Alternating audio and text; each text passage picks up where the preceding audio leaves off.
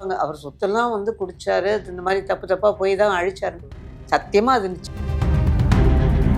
ஒரு டம்ளர்ல கால்வாசி தான் ஊத்துவாங்க உள்ள தண்ணி. அந்த ஒரு டம்ளரை 2 மணி நேரம் சாப்பிடுவாங்க. கொஞ்சம் கொஞ்சமா இது இது உடனே பாட்டிலா குடிச்ச மாதிரி பேசுவாங்க. பாடல் எழுதும்போது மது அருந்திட்டு தான் எழுதுவாங்க அப்படின்னு ஒரு விஷயம் பரவாயில்ல, அதுவும் இருக்கு. வடிகட்டின பொய்ன்னு சொல்லலாம். பாட்டை எழுதும் போதே சிகரெட் கூட அப்பா கையில எடுக்கிறது இதெல்லாம் கிடையாது. அந்த வெறும் காலோட தான், செருப்பு கூட போட மாட்டாங்க. அப்பா மது அருந்தி வெளியில போய் பேசினதா தெரியவே தெரியும். மது எடுத்துக்கிறாங்கன்னா அது மதியமும் இரவுமா தான் இருக்கும். மறைச்சு வாழல, நான் தப்பு பண்றேன் நீங்க பண்ணாதீங்க அப்படின்னு சொல்லித்தான் வாழ்ந்தாரே தவிர. வீடு ஜப்திக்கு வந்தது. அம்மா கண்ணில் கண்ணீரோட வந்து எல்லாரையும் 2 அடி அடிச்சு உள்ள போங்கன்னு சொல்லி தள்ளி விட்டாங்க. அந்த சூழ்நிலை எழுதின பாட்டு தான் சிலர் சிரிப்பார் சிலர் அழுவார், நான் அழுது கொண்டே சிரிக்கின்றேன். ஏஎல்எஸ் கிட்டவே 3000 பணம் கேட்டிருக்காரு. பிள்ளைங்களுக்கு துணி வாங்கணும், தீபாவளிக்கு ஒன்றும் இல்லைப்பா கையில் பணம் இல்லை அப்படின்னா, இல்லை இப்போ என்கிட்ட பணம் கிடையாதுன்னு சொல்லிட்டு அந்த வேகத்தில் வந்து தான் அண்ணன் நின்றா தம்பி என்னன்னா அவசரமான உலகத்தில் என்ன எதிர்பார்க்கலான்னு தெரியல. நான் இவ்வளோ எழுதியுமே அவன் வந்து குறை சொன்னான். இந்த மாதிரி பண்ண ஒரு டைரக்டர் இன்னைக்கு எங்கேயோ வருது. 2 வருஷம் வந்து அப்பா வந்து ரொம்ப தன்னை தனிமைப்படுத்திக்க ஆரம்பிச்சார். அப்பா தவறுனதுக்கு அப்புறம் அந்த 3ஆம் பிறை படம் பார்க்கணும்னு அம்மாவும் தான் போனோம். ரொம்ப விக்கி எழுதாங்க.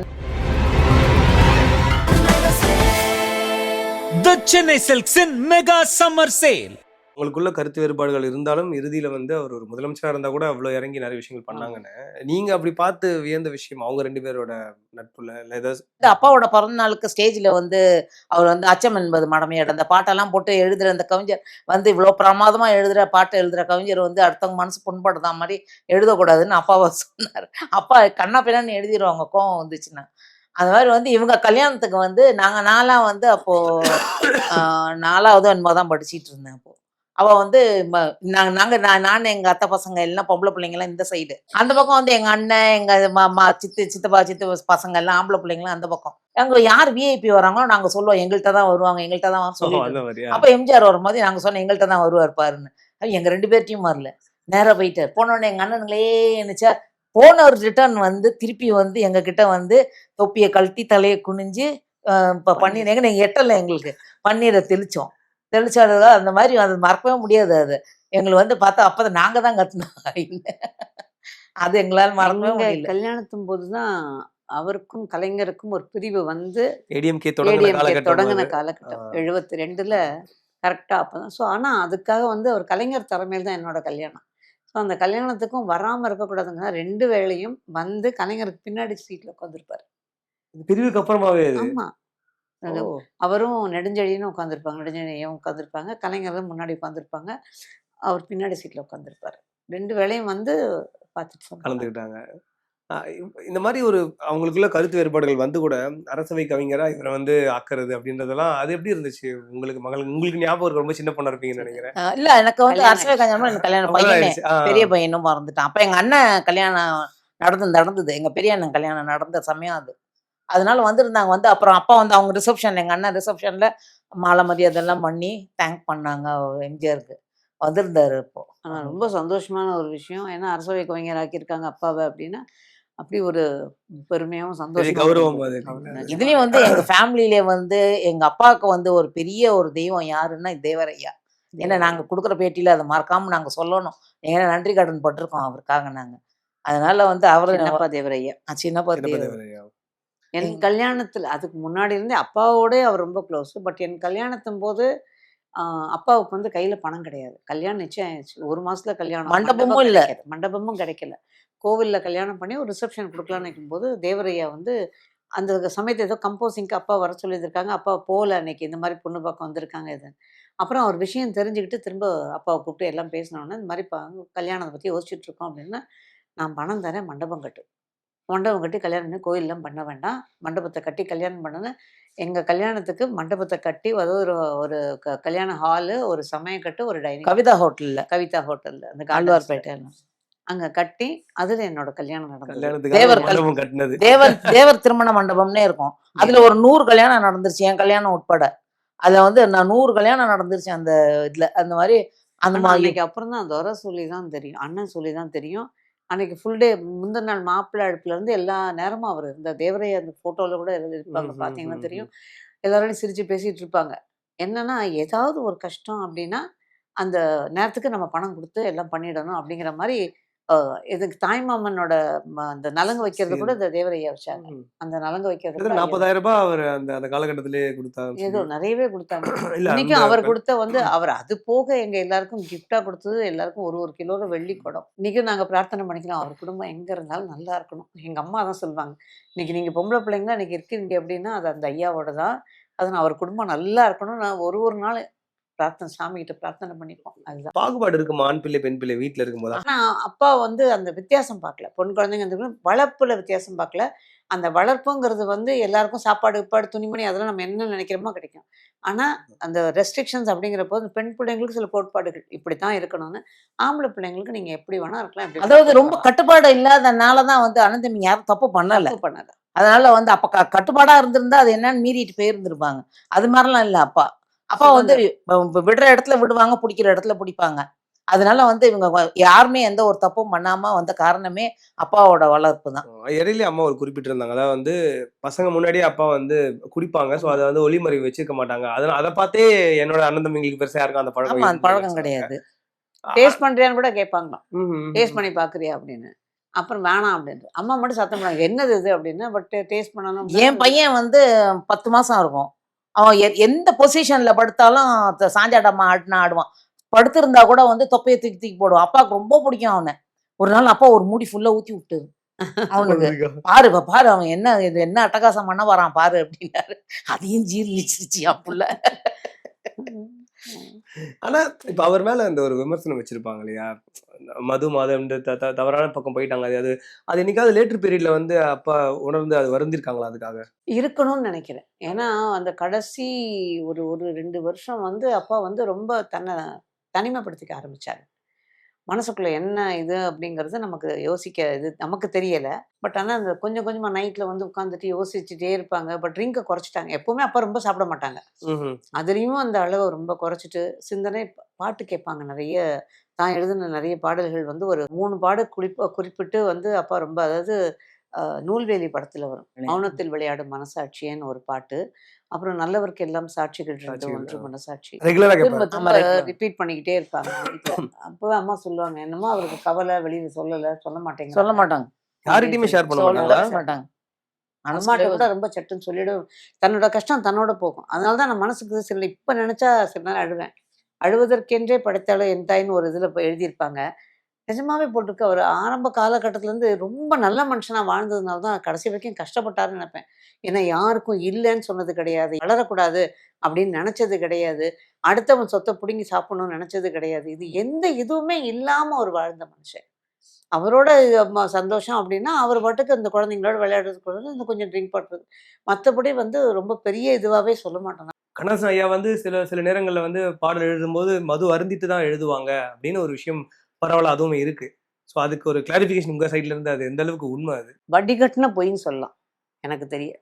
ஏன்னா எனக்கு தெரிய நானே கூட சொல்லியிருக்கேன், இந்த மாதிரி அப்பா ட்ரிங்க் பண்ணிட்டு எழுதுனாங்கன்னு நான் சொன்னதே கிடையாது. அப்பா வந்து ட்ரிங்க் பண்ணுறாங்க அப்படின்னா எடுத்துக்கிறாங்க, மது எடுத்துக்கிறாங்கன்னா அது மதியமோ இரவுமா தான் இருக்கும். அந்த நேரத்துக்கு வீட்டில் அவங்க பாட்டுக்கு உட்காந்துருப்பாங்க. அப்போ போய் யாரும் உட்காந்து பேசக்கூட மாட்டோம். பாட்டை எழுதும் போதே சிகரெட் கூட அப்பா கையில எடுத்தது. அந்த வெறும் காலோட தான், செருப்பு கூட போட மாட்டாங்க. வெறும் காலோட தான் அப்பா நடந்துகிட்டே இருக்க மாட்டாங்க. செருப்பு கூட அணிய மாட்டாங்க, செருப்பு கூட போட மாட்டாங்க. அவ்வளவு ஒரு தொழில் பக்தி. ஆமா, அதுதான் போட மாட்டாங்க. வெளியிலயும் போக மாட்டாங்க. கம்போசிங்னு போனா அப்பா கிளியரா குளிச்சு ரெடியாக ஜம்முன்னு போவாங்க. எனக்கு தெரியும் அப்பா மது அருந்தி வெளியில போய் பேசினதா தெரியவே தெரியாது. ஏன்னா இப்ப நம்ம காதல் மன்னன் படத்துல எம்எஸ்வி ஐயா நடிச்சிருப்பாங்க, கண்ணதாசன் மெஸ் அப்படி அது ஓனரே அவர் தான் இருப்பாங்க. அதுல ஒரு பாட்டு இருக்கும், மெட்டு தேடி தவிக்குதுன்னு. அதுல ஒரு வரி வரும், கவி கண்ணதாசன் போல் தண்ணி அடித்தால் கவிதை வருமா கழுதைக்குன்னு சொல்லி. ஸோ சினிமா வட்டாரத்திலே அது நான் நம்பப்பட்டிருக்கு, அந்த மாதிரி ஒரு விஷயம் இருக்குன்னு சொல்லி. அதனாலதான் கேட்டேன். அது கூட நீங்க பாத்தீங்கன்னா கண்ணதாசனை போல் தண்ணி அடித்தால் அப்படின்னா அப்ப எப்ப வேணா அடிச்சிருக்கலாம். அப்பா ட்ரிங்க் பண்ணுவாங்கிறது ஒரு விஷயம் இருக்கு. ஆனா பாடல் எழுதுறதுங்கிறது அதுதான். ஸோ அந்த மாதிரி எழுத வருமானம் அப்படி வேணா இருக்கலாம். ஆனா நிச்சயமா இப்படி கிடையாது. ஏன்னா அப்பா மது அருந்திட்டு அனாவசியமா பேச்சுக்கள் கூட கிடையாது. அவங்க பாட்டுக்கு சிந்தனையில இருப்பாங்க. அதுதான் எனக்கு தெரியும். அப்படியே ட்ரிங்க் பண்ணாங்கன்னா ஒவ்வொரு சிப்பா எடுத்துட்டு இப்படி யோசிச்சுட்டே உட்காந்துருப்பாங்க. அதுதான். ஏன்னா இப்ப அம்மா சொன்ன மாதிரி வந்து செருப்பு கூட போட மாட்டார் அப்படின்றீங்க நீங்க எழுதும்போது. அந்த ஸ்மோக் அளவுக்கு பண்ண தொழில் மேல மாட்டாங்க. ஒரு பக்தி உண்டு. பயங்கர பக்தி உண்டு அதுல அவரோட. அதே மாதிரி நிறைய பேர் சொல்லுவாங்க, அவர் சொத்தெல்லாம் வந்து குடிச்சாரு, இந்த மாதிரி தப்பு தப்பா போய் தான் அழிச்சாரு. சத்தியமா அது நிச்சயமா இருக்காது. அது சத்தியமா உண்மையே இல்ல, இல்லாத ஒரு விஷயம். கண்ணுக்கு நேரா பார்த்தேன். அப்பா ஒரு டம்ளர்ல கால் வாசி தான் ஊத்துவாங்க. ஃபுல்லா வந்து சோடா ஊத்திட்டு இருந்தாங்க. சோடா வந்து கேஸ் ஃபார்ம் ஆகுதுன்னு தண்ணி தான் ஊத்திட்டு இருந்தாங்க. ஃபுல்லா தண்ணி. அந்த ஒரு டம்ளர 2 மணி 2 நேரம் மணி நேரம் சாப்பிடுவாங்க. கொஞ்சம் கொஞ்சமா இல்ல இது குடிப்பாங்க. வந்து இது நாங்க உடனே பாட்டில் பாட்டிலா குடிச்ச மாதிரி பேசுவாங்க. ஆனா தினசரி இருக்கும். ஆனா அது அந்த தினம் தினம் தினசரி. தினம் தினம் இருக்கும். அதான் அதை நீங்க நியாயப்படுத்துறீங்கன்னு சில நேயர்கள் எழுதியிருந்தாங்க ஒரு இதுல சொல்லும்போது. தேவையில்ல அதை பத்தி. இது நியாயப்படுத்துறதுக்குன்னு சொல்றது. அவரோட பழக்கம் அதை மறைச்சு வாழல. நான் ஆமா. தப்பு பண்றேன், நீங்க பண்ணாதீங்க அப்படின்னு சொல்லித்தான் வாழ்ந்தாரே தவிர. பாடலே ஒரு கோப்பினில் குடியிருப்புன்னு சொல்லிட்டு ஆ, பாருங்க அது வந்துட்டு பிள்ளைங்ககிட்டே அதான் சொன்னாங்க. இப்ப ஒரு மறைச்சு எதையுமே இது பண்ணது கிடையாது. ஆனா கஷ்டங்களை வந்து ரொம்ப சொல்லி வீட்டுல வருத்தப்பட்டதே கிடையாது. அது வந்து இறைவன் எனக்கு சுயசரிதம்ன்றது போயிடுச்சு. வந்து மகாத்மா காந்திக்கு அப்பா தான் எழுதியிருக்காங்க. ஆமா, ஆமா. அது எந்த ஒளிவு அத்தனை மறைவும் உண்மைகள். இல்லாம ஆமா. ஒளிவு மறைவே என் லைஃப் கிடையாது. இதுதான் அப்படின்றத வந்து வெளிப்படையா சொல்லிட்டு ஸோ போனோம். இதுல வந்து நாங்க அவர் ட்ரிங்க் பண்றத பத்தி நாங்க சொல்றதுல தப்பு இல்லைன்னு நினைக்கிறேன் நான். ஏன்னா இதுல இருந்து அவர் பண்ணாரு, அப்படி இப்படி பண்ணாரு அப்படின்னா சொன்னா ஏதோ அவர் எழுதுனது தான் இது. தானே ஓப்பனா எழுதின ஒரு விஷயத்த நாங்க இன்னைக்கு மீடியால சொல்றோம், அவ்வளவுதான். அதான் அதனால தான் கேட்டேன். இறுதி காலத்துல அவர் வருந்துனாரா தான் கேட்டேன். ஏன்னா வருத்தம் இருந்தது. அந்த அது ஃபீலிங் இருந்துச்சா அவருக்கு? அந்த இருந்தது. இருந்தது. உடலை அதுக்கெல்லாம் கெடுத்துக்கிட்டேன் அப்படிங்கிற, உடல் அதுதான் நிலையை கேட்டேன். கெடுத்துக்கிட்டேன் அப்படிங்கிற வருத்தம் நிறையவே ஏன்னா இருந்தது. 54 அப்படின்றது ரொம்ப குறுகிய ஒரு வயது. அது இப்படிப்பட்ட ஒரு ஒரு ஒரு மாமேதை, ஒரு கவிஞர் வந்து அந்த மாதிரி அவர் இன்னும் ஒரு 20, 30 வருடங்கள் இருந்தா இன்னும் எவ்வளவோ கொடுத்திருப்பாரு மக்களுக்கு. நிறைய அப்பாவா செஞ்சிருக்காங்க. உங்களுக்கு இன்னும் நிறைய நேரம் ஆமா. ஆக்சுவலா நான் வந்து போய் கேட்டேன் அப்பா கிட்ட ஒரு முறை. அதாவது அப்பாவோட அந்த கடைசி, அப்பா சாகறதுக்கு ஒரு 2 வருஷம் முன்னாடி இருக்கும்னு நினைக்கிறேன். நான் போய் கேட்டேன், என்னப்பா எழுதுறது ரொம்ப குறைச்சிட்டீங்களே, பாடல்கள் ரொம்ப பாடல. இல்லம்மா எனக்கு அதுல இன்ட்ரெஸ்ட் இல்ல. எனக்கு வந்து ஈடுபாடு இல்ல. இன்ட்ரெஸ்ட் இல்லன்னு சொல்லுவேன். எனக்கு ஈடுபாடு இல்ல. இனிமே ஒரு பெரிய பேனர்ல கூப்பிட்டாங்கன்னா அது எழுதுறோம்னு நிறுத்திக்கலாம்னு நினைக்கிறேன் அப்படின்னு. அது பாரதி ராஜா அது குறிப்பிட்டு பாலச்சந்தர் வேற சார் சொன்னாங்க. தொடர்ந்து ரொம்ப பாலச்சந்தர், பாரதி ராஜா, பாலாஜியை ரொம்ப பிடிக்கும். இவங்க பேனர்லாம் மட்டும் கூப்பிட்டாங்கன்னா எழுதுறதாக்க இனிமே ஆன்மீகத்துல போறதா இருக்கேன். எனக்கு வந்து இனிமே போதும் அப்படின்னு நினைச்சிட்டேன். பிடிக்கலன்னு சொன்னாங்க. ஸோ அது ஒரு இது. அதுல நமக்கே தெரிஞ்சது. ஸோ தன்னை வந்து கொஞ்சம் கொஞ்சமா எழுத்துக்களை வந்து இந்த இதுக்கு கொண்டு வந்துட்டாங்களே விலகிட்டார் தவிர கொஞ்சம். விலகிட்டார். சினிமால இருந்து விலகிட்டார். மத்தபடி அவர் எழுதுனதெல்லாம் எழுதிக்கிட்டு தான் இருந்தாரு. சினிமால இருந்து விலகிட்டாரு. அது அது அவருக்கு பிடிக்காம போக ஆரம்பிச்சதுன்னு நினைக்கிறேன். அது குறிப்பிட்டு சொல்லணும்னா, இந்த இதுல சொல்றதும் தப்பு இல்ல. ஒரு பெரிய டைரக்டர். இவர் எது எழுதி குடுத்தாலும் வந்து ஏதாவது ஒரு குறை சொல்லிக்கிட்டே இருப்பாங்க. அப்ப சொன்னாங்க, "நீ என்ன எதிர்பார்க்கறான்னு தெரியல. நான் இவ்வளவு எழுதியுமே அவன் வந்து குறை சொல்றான்." எனக்கெல்லாம் வந்து அது அப்ப தெரியல. ரொம்ப அண்ணனா அத பத்தி இதுவா சொல்லல. அதனால ஏதோ பார்த்தாராம் அப்பா, அப்புறமா அது என்னத்துக்கு வேணாம், அது 1, 2 பாட்டு எழுதிட்டு அதுவும் நிறுத்திட்டு, இந்த சம்பவம் நடந்து ஒரு 1 வாரம் ஆயிருக்கும்னு நினைக்கிறேன். நான் கேள்வி கேட்ட நேரம். ஸோ அப்பா கேட்கும்போது தான், "நான் இனிமே சினிமா விட்டு விலகிறேன். எனக்கு பிடிக்கல." அப்படின்னா, நான் அதுக்கு அவருக்குரிய மரியாதைன்னு ஒண்ணு இருக்கு இல்லைங்களா? அந்த மரியாதை குடுக்குறவங்களுக்கு எழுதுனா போதும். பட் ஆனா அவர் மரியாதை இன்னைக்கு வரைக்கும் இருக்கு. இப்ப இந்த மாரி பண்ண ஒரு டைரக்டர் இன்னைக்கு எங்கேயோ இருக்காரு. அவ்வளோதான். ஆனா நான் அவர வந்து ஐயோ! இப்படி பண்ணிட்டாரு, அதனால அவருக்கு வேணும் அப்படிங்கிறதுக்காகலாம் சொல்லல.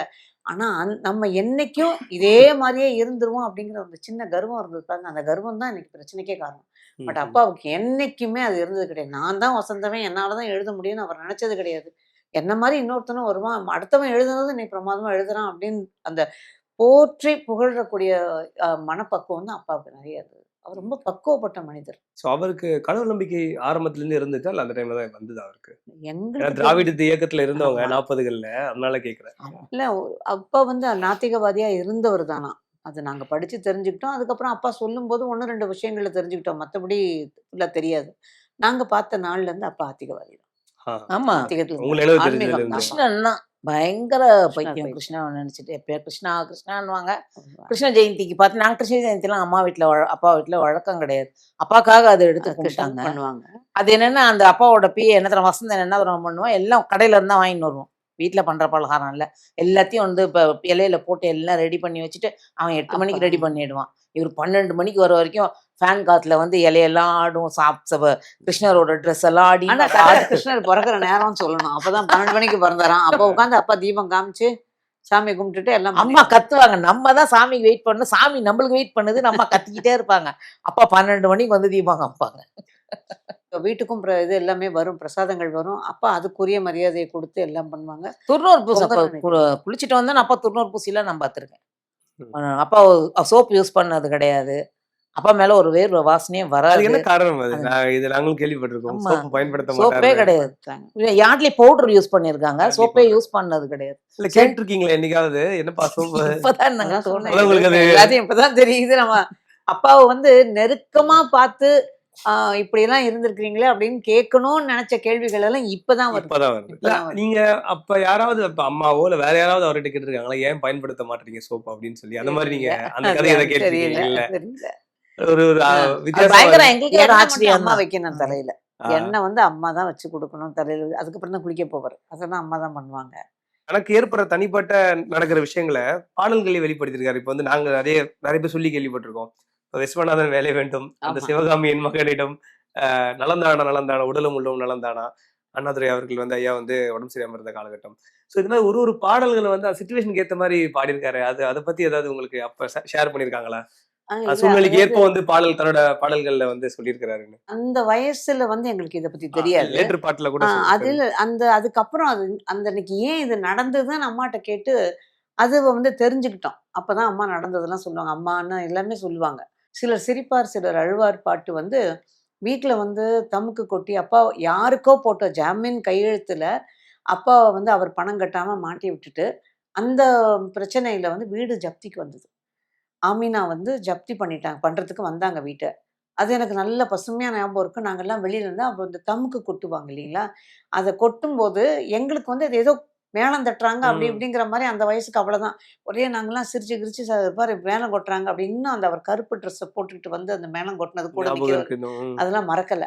அப்போ உடனே அம்மா வெளியில வந்து அம்மா கண்ணுல கண்ணீரோட வந்து எல்லாரையும் 2 அடி அடிச்சு உள்ள போங்கன்னு சொல்லி தள்ளிவிட்டாங்க. எல்லாரும் உள்ள ஓடி போயிட்டோம். இதுதான் சம்பவம்னு தெரியாது. அதுக்கப்புறம் பல வருஷங்கள் கழிச்சு அம்மாட்ட, "ஏம்மா அன்னைக்கு அது யாரோ தமுக்கெல்லாம் கொட்டுனாங்களே அது எதுக்கும்மா?" அப்படிங்கும்போது அம்மா சொன்னாங்க, "அப்பா யாருக்கோ போட்ட ஜாமீன் கையெழுத்துல நம்ம வீடு ஏலத்துக்கு வந்துருச்சு.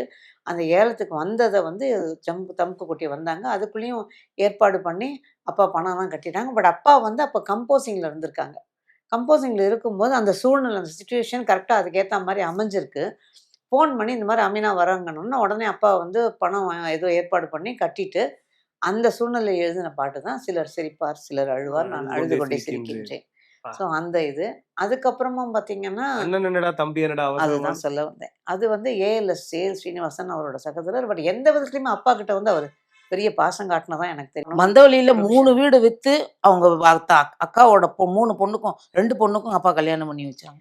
ஸோ எல்லாம் அந்த மாதிரி அப்பா கிட்ட வந்து எல்லாம் ஓப்பனா வந்து வருத்தமா சொன்னாங்க. பட் அம்மாவும் சரி, பெரியம்மாவும் சரி நிறுத்துனது கிடையாது. அவரால என்ன முடியுமோ அந்த ப்ரொவிஷன்னு, ஹாஸ்பிட்டலு, அந்த பிள்ளைங்க ஃபீஸ்லேருந்து சகலதும் அப்பா ஏற்பாடு பண்ணி அப்பா தான் கட்டுவாங்க. இது இவ இந்த மாரி ஒரு சூழ்நிலையில வந்து அவருக்கு ரொம்ப டைட்டான ஒரு பீரியடு.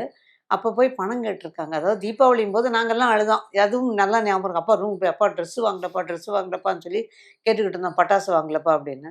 வாங்கலாம்னு சொன்னாங்க. இது மட்டும் தான் எனக்கு ஞாபகம் இருக்கு. அதுக்கப்புறமா வந்து அந்த கண்ணு கலங்குனதெல்லாம் ஒரு வேகா தான் ஞாபகம் இருக்கு. அம்மாட்ட கேட்கும்போது தான் சொன்னாங்க. ஏஎல்எஸ் கிட்ட போய் ரூ. 3000 பணம் கேட்டுருக்காரு. பிள்ளைங்களுக்கு துணி வாங்கணும். தீபாவளிக்கு ஒண்ணும் இல்லப்பா கையில பணம் இல்ல அப்படின்னோனே, இல்ல இப்ப என்கிட்ட பணம் கிடையாதுன்னு சொல்லிட்டு நிர்தாட்சிணியமா மறுத்துட்டு இருக்காரு. அதுக்கப்புறம் தான் வந்து அந்த வேகத்துல வந்து தான் பழனி பாடல் கம்போசிங்கும் அதுவும் மாடியிலேயே நடந்திருக்கு. "அண்ணன்டா தம்பி என்னடா அவசரமான உலகத்திலே" அப்படின்னு. கண்ணே கலைமானே வந்து அம்மாவ நெனச்சு தான் அப்பா எழுதுன அந்த பாட்டு. அம்மா கண்ல கண்ணீர் ஏன்னா அது அமெரிக்காவுக்கு போறாங்கங்கிற பயம். ம், அந்த ம், ம். பயத்துல அப்பா இருந்தாங்க. அப்பாக்குள்ள மனசுக்குள்ள ஏதோ ஒரு வேதனை எல்லாமே இருந்திருக்கு. பட் ஆனா அதான் அம்மா சொல்லுவாங்க. அப்பா இறங்கி வாசல்ல போம்போது அந்த வீட்டு மேல கடன் இருந்தது. அது இறங்கி வாசல்ல கார்ல ஏறப்போது அப்படியே மெதுவா அப்படியே வீட்ட திரும்பி பார்த்தாங்களாம் கண்ல கண்ணீர் இருந்ததாம். அதுக்கப்புறம் சரி வந்து முதல்ல ஏதாவது ஒண்ணு பண்ணிடணும் அப்படின்னு சொல்லிட்டு தான் பண்ணாங்க. ஏர்போர்ட்ல வச்சு அப்பா வந்து அம்மாகிட்ட அப்படியே அதெல்லாம் நாங்க வேடிக்கை பார்த்துட்டு சிலதெல்லாம் பார்ப்போம்ல நம்ம. அப்ப கண்ணறியாம அப்படியே அம்மாட்ட தலைய காமிச்சது. அம்மா உடனே கண்ல கண்ணீரோட இப்படி தலைய காமிச்சது. அதெல்லாம் ஞாபகம் இருக்கு. பட் பேசிக்கிற சூழ்நிலை இல்ல. ஏன்னா எல்லாரும் சுத்தி எல்லாமே இருந்ததுனால கண்ணிலேயே பேசிக்கிட்டு இருக்காங்க. எல்லாரும் பேசிக்கிற அப்பா சூழ்நிலை இல்ல. போனதுக்கப்புறம் அப்பா தவறுனதுக்கப்புறம் அம்மா அப்புறம் ஒரு 2 மாசம் 3 மாசம் கழிச்சு அந்த 3ஆம் பிறை படம் பார்க்க நானும் அம்மாவும் தான் போனோம். ம். போயிட்டு அம்மா வந்து ரொம்ப விக்கி விக்கி அழுதாங்க. என்னன்னா, எப்படி என் மனசுல இருக்கிறதெல்லாம் கொட்டி எழுதியிருக்காரு பாருன்னு அம்மா அழுதாங்க. நெறைய அப்புறம் தான் அந்த பாட்ட கேட்கும்போதே தான் வந்து ரொம்ப வேதனையா இருந்தது. எழுதின பாட்டு காலங்களில் வசந்தம். இன்னொரு பாட்டு எனக்கு எப்பவுமே தோணும். அண்ணன் காட்டிய வழியம்மா அப்படின்னு. அது அது அப்பா வந்து மனசுல இத வச்சு எழுதினாரா என்னலாம் தெரியாது. அத பத்தி யாரும் சொன்னதும் கிடையாது. பட் ஆனா ஏஎல்எஸ் என்ன சொன்னாலும் அவர் சரின்னு சொல்லுவார். அப்பா வந்து அவங்க அப்பாவுக்கு கூட அவ்வளவு மரியாதை கொடுத்துருப்பாரோ இல்லையோ தெரியல. ஆனா ஏஎல்எஸ் போன் பேசுறாருன்னா உடனே கால் மேல கால் போட்டு வந்து கால் எடுத்துட்டு போய், சொல்லுங்கண்ணே முத்து பேசுறேன் என் பையனுக்கும் அவர் பேர் பேர் வச்சிருக்காரு. காட்டிய வழியம்மா அப்படிங்கிற அந்த பாட்டை நான் அப்போ கேட்குற போது இதுதான் தோணும். ஒருவேளை அப்போ கூட ஏதோ நடந்திருக்கணும், இல்லைன்னா மனசுல ஏன் இப்படி எழுதணும் அப்படின்னு தான் தோணும். ஏன்னா அதனோட அர்த்தங்களை இப்போதான் தேட ஆரம்பிச்சிருக்கோம் அப்படின்னு. ஸோ நிறைய சம்பவங்கள் அந்த மாதிரி. வீட்ல கம்போசிங் நடந்து நீங்க சொன்னீங்க, வீட்ல எழுதின பாடல்களே சொன்னீங்க. என்னைக்காவது நீங்களோ இல்ல அம்மாவோ இருந்திருக்கீங்களா அந்த சூழல்ல? அப்பா வந்து உங்களை என்னைக்காவது சேர்த்திருக்கிறாரா? நீங்க அந்த ரூம்குள்ள இல்ல, நாங்க வீட்டுல தான் கத்திட்டு ஓடிட்டு ஆடிட்டு இருப்போம். அப்பாக்கு அந்த மூடே வராது பாட்டை எழுத. ஆனா எழுதிருக்காங்களா? எழுதியிருக்காங்க. கண்ணே கலைமாணிக்க எழுதும் போது நான் இருந்தேன். நாங்க வீட்டுல தான் எழுதினாங்க அப்பா. அது வீட்டுல எழுதிட்டு இருந்தாங்க. அப்பா வந்து அப்பாவை பார்க்க போகணும். அப்பா அமெரிக்கா கிளம்புறாங்கன்னு அப்பாட்ட விஷ் பண்றதுக்காக போனோன்னு அந்த அப்பா பிஏ விட மாட்டேன்ட்டான் உள்ள. அப்பா பாட்டை எழுதிட்டு இருக்காங்க. அந்த பாட்டை எழுதினாங்க. எப்படி எழுதினாங்கன்னு நான் பார்க்கல. ஆனா நீங்க வெளியே இருந்தீங்க, நீங்க கூட? ஆமா, நான் உள்ளலாம் இல்லை, நான் வெளியில தான் இருந்தேன். அதுக்கப்புறம் தான் அப்பா எழுதி முடிச்சதுக்கு அப்புறம் தான் அப்பா அந்த பாட்டுன்னு எனக்கு தெரியாது. அதுக்கப்புறம் தான் எங்களுக்கு தெரியும் கண்ணே கலைமாணி பாடல் எழுதிட்டு இருந்தாங்க. நான் வெளியே இருந்தேன் அந்த சமயத்துலன்னு சொன்னீங்க. அம்மா என்னைக்காவது அப்படி இருந்திருக்காங்களா கூட? அப்பா அப்பாவோட நாங்க என்னோட வாழ்க்கையில நான் அதாவது இழந்த விஷயம் நான் நிறைய இதுல சொல்லியிருக்கேன். ஒன்று ஃபோட்டோ, பர்சனலாக ஃபோட்டோ அப்பாவோட தனியாக எடுத்துக்கிட்டது இல்லை, கம்போசிங் பார்த்தது இல்லை. பிரபாகமாக வார்த்தைகள் வரும் அப்படின்னு சொல்லி சரவணன் நான் சொல்லுவாங்க. அவ்வளோ வார்த்தை பிரபாகம் இருக்கும். அப்படி இதெல்லாம் பார்க்கறதுக்கு நான் வந்து குகனை கூட கூட்டிகிட்டு போயிருக்கேன் அம்மாம்பாங்க. ஸோ அவ்வளவு நல்லா இருக்கும். ஆனால் அது நாங்களும் அம்மா பார்த்துருக்க வாய்ப்பு இருக்கா இல்லை, தெரியல. நீங்களும் அப்படி நாங்கெல்லாம் பார்த்து வீட்டில் அப்பா எழுதின ஃபர்ஸ்ட் எத்தனை பாட்டை எழுதாங்கன்னு தெரியாது. ஃபர்ஸ்ட் அண்ட் லாஸ்ட் நான் பார்த்தது கண்ணே கலைமாணி. ஆனா ஷூட்டிங்ல அந்த கம்போசிங் நடக்குது, அந்த ஸ்டூடியோவுக்கு போற வேலையே கிடையாது, போகக்கூடாது. ஏன்னா இளையராஜா சார் எப்பவுமே அதை நிறைய மேடைகள்ல இப்போ வரைக்கும் எங்க ஏறினாலுமே சொல்ற விஷயம் வந்து, அவ்வளவு வேகமான ஒரு கவிஞரை நான் வாழ்க்கையில எங்கேயுமே பார்த்தது. அதாவது நான் அப்படி வாசிச்சு முடிக்கும் போதே வார்த்தை வந்துட்டே இருக்கும் அடுத்தடுத்து. அப்படியே குறிப்பா அவங்க நிறமாறாத பூக்கள் அந்த 1000 மலர்களை சாங் சொல்லுவாங்க. அண்ணன் இப்படி பாடி காட்டும் போதே அடுத்து போட்டுக்கோ அப்படின்னு சொல்லிட்டு 1000 மலர்களே மலருங்கள். ரொம்ப கஷ்டமான ஒரு சந்தம். அது வந்து அவர் அடுத்தடுத்து போட்டதெல்லாம் வந்து அவ்வளவு ஆச்சரியமா இருந்தது எங்களுக்கு அந்த காலகட்டத்துல அப்படின்னு சொல்லி இப்ப இன்னி வரைக்கும் வியந்து பேசுறாங்க. அது எப்பவுமே அதுதான் அண்ணாலாம் சொல்லும். ஆக்சுவலா ஃபோன்ல களத்தூர் கண்ணம்மா இது படத்துக்காக ஃபோன்ல கேட்டாங்கன்னா அப்ப அப்பா பெங்களூர்ல இருந்தாங்களாம். முத்துரமன் மாமா சொன்னாங்க 57 பல்லவி கொடுத்தாங்களாம். எழுதிக்கிங்க. அதையே வந்து ஒரு பாடலா கூட ஒரு 2-3 பாடலா கூட எழுதி வைக்கலாம்னு சொன்னோம்னா அப்புறம் அவங்களும் சொன்னாங்க. இது வந்து அவர் பாடலாவே கொண்டு வந்துருக்கலாம். அந்த அளவுக்கு எதை எடுக்கிறது எதை விடுறதுன்னு எங்களுக்கு தெரியல. டக்குன்னு அவர் பாட்டுக்கு சொல்லிக்கிட்டே இருந்தாரு அப்படின்னு சொல்லுவாங்க. அதனால அது இல்ல, ஏதோ அப்பா மாதிரி பேரனுங்களோ பிள்ளைங்களோ யாரோ வருவாங்க, யாரும் வரல. பேரனுங்க வந்து சைக்கிள் வந்து தமிழ்ல என்ன அழைப்பாங்கன்னா சைக்கிள்னு எழுதி வச்சுட்டு வந்திருக்காங்க. அப்படி இருக்கும்போது அவங்க அப்பா மாதிரிலாம் யாருமே இன்னும் இல்லை. அண்ணன்கள்ல வந்து அங்க கண்மணி சுப்பு, பெரியம்மா வீட்டுல கண்மணி சுப்பு நல்லா எழுதுவாங்க. அப்புறம் நம்ம வீட்டுல இங்க வந்து அண்ணாதுரை கண்ணதாசன், இவங்க 2 பேருமே நல்லா எழுதுவாங்க. அந்த எழுத்து வன்மை இருக்கு, பட் பிரகாசிக்கல. அதே சமயம் அப்பா அளவுக்கு வரல. அவர் நடிகர் ஆக்சுவலா ரொம்ப காலத்துக்கு அப்புறமா தான் ஒரு கண்ணதாசனோட வாரிசுன்னு மத்தவங்களுக்கு ஒரு நடிகரா நிறைய நம்ம பார்த்து சிரிச்சிருக்கோம். அப்புறமா தெரிஞ்சது கண்ணதாசன் ஐயாவுடைய மகன் அப்படின்னு. ஆனா அசிஸ்டன்ட் டைரக்டரா ஒர்க் பண்ணிருக்காரு நிறைய படங்கள்ல. படம் டைரக்ட் பண்ணுச்சு, பட் அப்பா அளவுக்கெல்லாம் இல்ல. அவர் அந்த காலகட்டத்துல அப்படியே உதவி நிறைய பிரயாணம் பண்ணது இவங்க 2 பேர் தான். 2 பேர் தான் ஃபுல் அண்ட் ஃபுல் பிரயாணம் பண்ணது. அவங்களுக்குலாம் தெரிஞ்ச அளவு கூட எங்களுக்கு ஒண்ணுமே தெரியாது வெளியில. பஞ்சு சார் வந்து ஒரு காலகட்டம் ஃபுல்லாவே வந்து அப்பாவுக்கு இருந்தாங்க இல்லையா?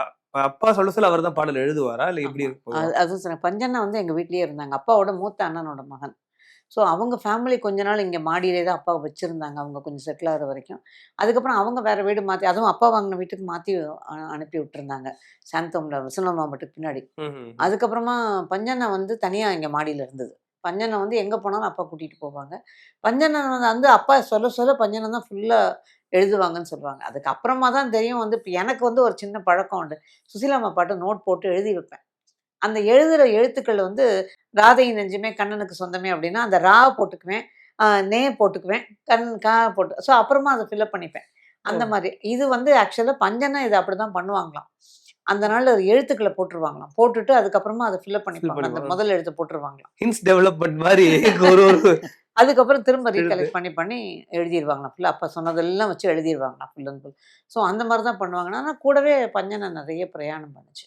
அந்த பஞ்சனை நிறைய நாள் இருந்தது. பிற்காலத்துல அவரே பெரிய பாடலாசிரியர், அவ்வளவு பாடல்கள், பாடலாசிரியர், தயாரிப்பாளர். ஆனா அப்பாவை விட்டு அப்பாவே தான் முதல்ல வெளியில நீ போய் எதாவது பண்றதானே பண்ணிக்கலாம், பஞ்சனை போய் பண்ணணும்னு சொல்லும்போது அனுப்பிச்சாங்கன்னா, அவரோட முதல் படம் எம்ஜிஆரோட படத்துல, அவர் எம்ஜிஆர் அவர்களோட படத்துல தான் அண்ணன் எழுதுச்சு. அந்த வாய்ப்பு வந்தபோது அப்பா வந்து எழுது, அதனால ஒண்ணும் இல்லைன்னு சொல்லி எழுத சொன்னாங்க. தயங்குனாங்களாம். தயங்கக்கூடாது, நீ செய்யுன்னு சொல்லி. ஓ! அப்ப அவங்களுக்குள்ள ஒரு பிரிவு இருந்தது அது அந்த அந்த பக்கம். காலகட்டம் அது இல்லையா? பெரியப்பா அப்பா வந்து யூசுவலா அவன் வளர்றானே, என்ன விட வந்துருவானா அப்படின்னு இவங்கன்னு கிடையாது. வாலி முதற்கொண்டு அப்பா வந்து ஃப்ரெண்ட்லி. எனக்கு தெரிஞ்ச வாலி ஐயா வீட்டுக்கு வந்திருக்காங்க. ஓ! வயலார் ஐயா வந்திருக்காங்க. மலையாள கவிஞர், பெரிய மாபெரும் கவிஞர் அவர். அவர் வீட்டுக்கு வந்திருக்காங்க. யாரையுமே அப்பா வந்து வாலி ஐயாவெல்லாம் வந்து எனக்கு எதிர்த்த கடை போட்டவன் அப்படின்னு நான் நினைச்சதே கிடையாது அப்பா. பிள்ளைங்களே இன்னும் பெரியப்பா அந்த மாதிரி தான் கூப்பிடுவாங்க. அவர் வாலி ஐயாவை ம்ஹ்ம். கூப்பிடுறதே அண்ணன்லாம் வந்து பெரியப்பான்னு தான் கூப்பிடுவாங்க. ஸோ அந்த மாதிரி ஒரு ரிலேஷன்ஷிப் தான். அப்பா யாரையும் தன்னை போட்டியா நினைச்சது இல்ல. எனக்கு என்ன முடியுமோ நான் செய்வேன். அவ்வளோதான். ஏன் தமிழ் வாழும். அதான். வீட்டுக்குள்ளே அம்மாட்ட வந்து அப்பா சொல்லுவாங்க, அம்மா சொல்லுவாங்க அந்த பாட்டு ரொம்ப நல்லா இருக்கு.